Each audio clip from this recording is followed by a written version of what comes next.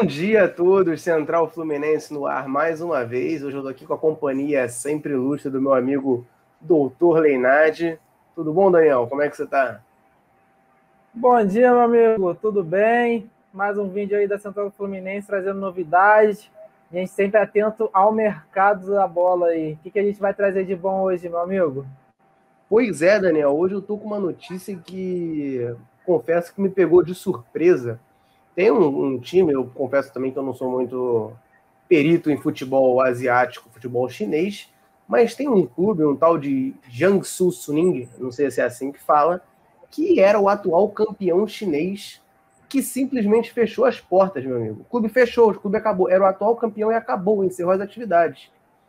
E a gente vai falar um pouquinho sobre isso, vai explicar o que isso tem a ver, ou poderia ter a ver, com o Fluminense. Mas antes, claro, né, se não se inscrever, eu não falo. Por favor, Gerson Canhotinha de Ouro, um abraço.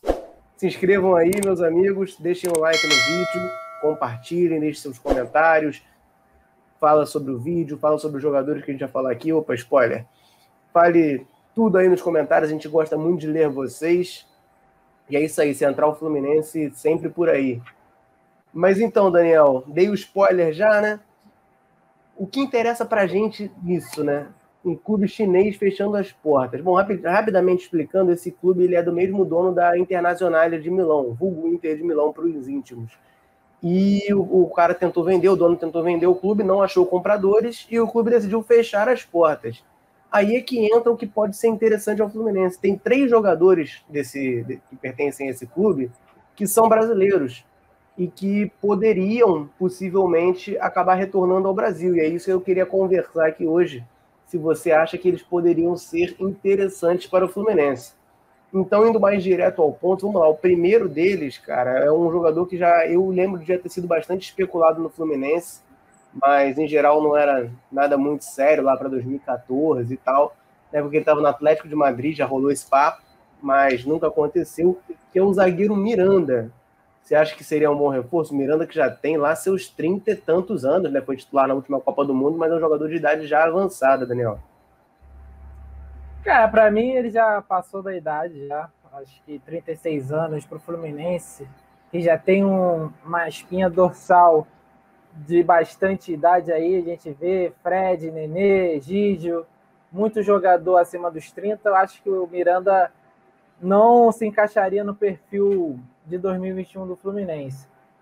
Foi um grande jogador, mas acho que a passagem dele na Inter já foi muito ruim. Inclusive, ele teve um site, um portal lá da Itália, que fez um time de fiascos da Série A e ele estava incluso nessa seleção. Então, é complicado. Eu não sei como que está o futebol dele, que eu não acompanho o futebol chinês, mas acredito que tenha decaído ainda mais jogando na China, onde que a exigência física e técnica é bem menor, né? Acho que não seria uma boa contratação para o Fluminense pela idade e pelas peças titulares que temos, né? Eu concordo quase que integralmente com você. Você tocou num ponto que eu acho muito importante, que é isso dele ter jogado no futebol chinês, né? A gente vê vários jogadores que estavam na China, voltam para o Brasil e nunca conseguem, né, fisicamente render, às vezes até tecnicamente já passaram do seu tempo. Mas eu concordo em linhas gerais com você, também não acho o Miranda uma boa contratação, mas eu só tenho uma coisa que eu queria pontuar. Eu não acho que o problema do Miranda seja a idade em si, eu acho que o problema é a idade dele, entendeu? Porque, por exemplo, o nosso querido Thiago Silva, que a gente sempre fala mal aqui, tem lá seus 37, 38 anos, acho que todo mundo aceitaria. Mas de resto eu concordo com você, a gente tem uma dupla titular muito boa, e o Miranda, eu não sei se ele chegaria hoje para ser titular no Fluminense. Tenho muitas dúvidas quanto a isso. E é um jogador que provavelmente deve ter um salário altíssimo e é um luxo numa posição que o Fluminense não precisa. Se for para investir um dinheiro pesado, eu prefiro investir em uma outra posição. Parece que o São Paulo estava atrás dele aí, quis ver um pouco, quis repatriar, né? Que ele fez muita história no São Paulo e se assustou com os valores. O São Paulo é um clube que tem muito mais dinheiro que o Fluminense. Então eu imagino que seja muito difícil essa contratação e aí eu vou acompanhar você. Não acho que vale a pena o esforço. Mais alguma coisa a falar? Ou a gente pode passar para o próximo? você fez aquela comparação com o Thiago Silva, mas o Thiago Silva é um caso raro, né? Porque o Thiago Silva parece que ele tá no auge, né? Tu vê o corpo do Thiago Silva, a aparência do Thiago Silva. E ele tá jogando na Premier League ainda, né? Na Isso faz Premier diferença. League. Faz diferença. O Thiago Silva vai jogar em alto nível até os 43. Isso aí é certo, porque ele tem aparência jovem. 3 desses anos do Fluminense. É porque ele tem aparência jovem, ele tem um físico bem, ele é bem seco. O físico dele é muito fora do normal para a idade. Então é uma comparação que não vale.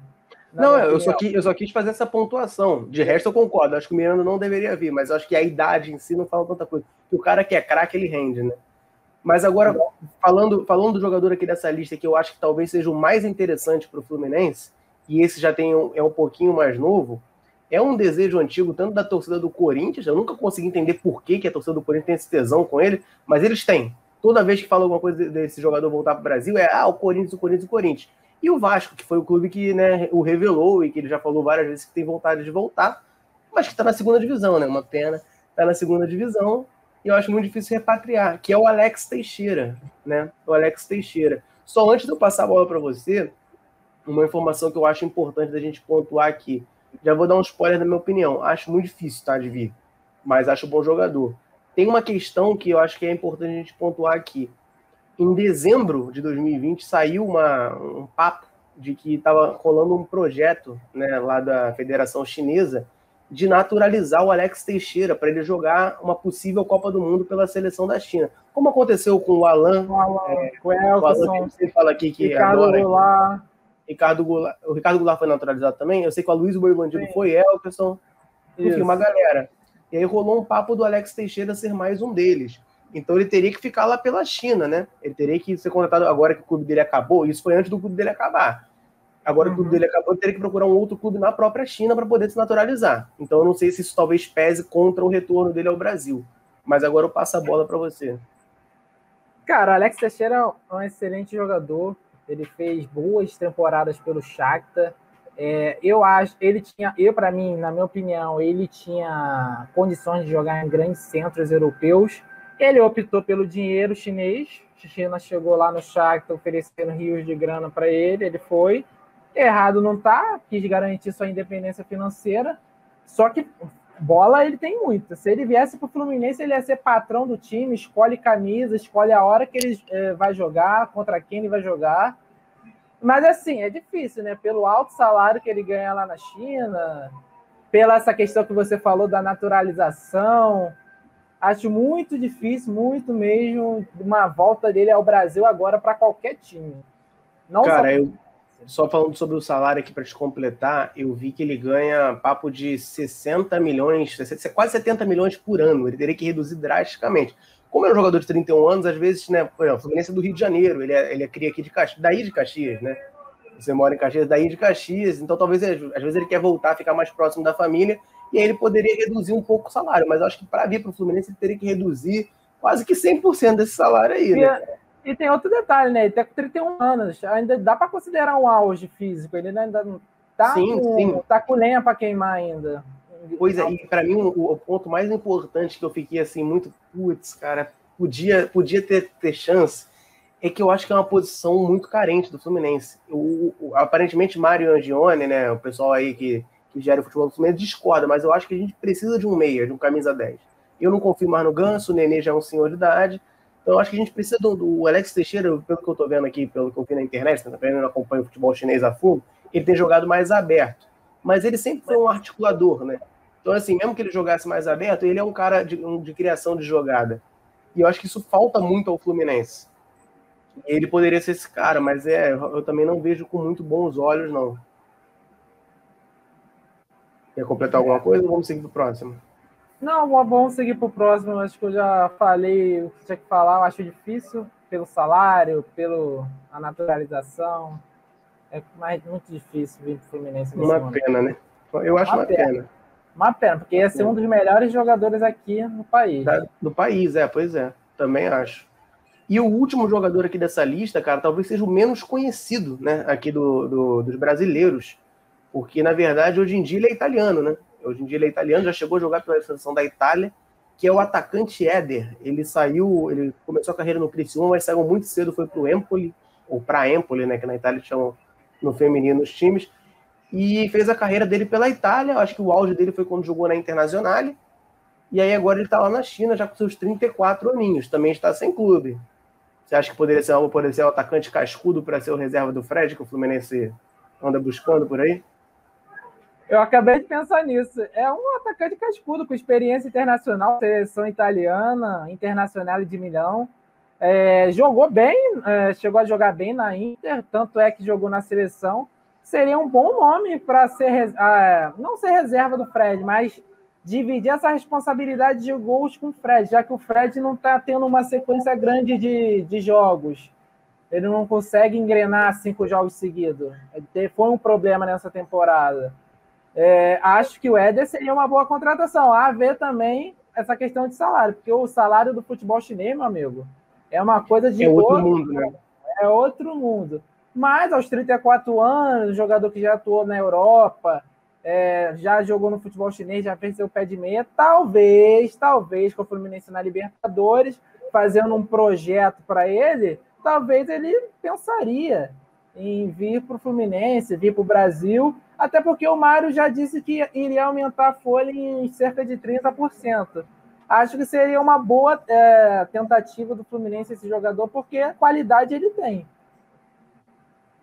Eu concordo com você, mas para mim o grande problema nisso tudo, aí é uma coisa pessoal minha, é que eu ainda não me alinhei ainda com o pensamento da diretoria do Fluminense. Eu não traria um camisa 9. Talvez seja muito romântico da minha parte, mas eu tô confiando em Samuel e John Kennedy. Me incomoda pensar que a gente joga com um atacante, um centroavante só, vai ter 4 opções no elenco. Aí vai trazer um atacante, fazer um investimento alto. O Éder também é outro que não vai ganhar pouco. Fazer um investimento num cara para ser reserva, Fred, me incomoda, entendeu? Eu entendo o seu lado, mas o problema é, se o Fred tiver algum problema, depender do John Kennedy para uma Libertadores, é puxado.